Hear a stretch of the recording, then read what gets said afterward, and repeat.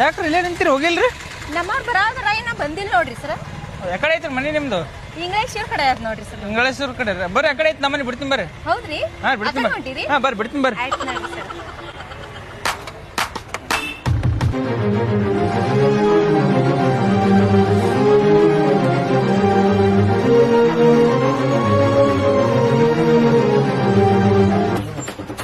ಅಡಿಗೆ ಏನ್ ಮಾಡಿ ಮನ್ಯಾಗ?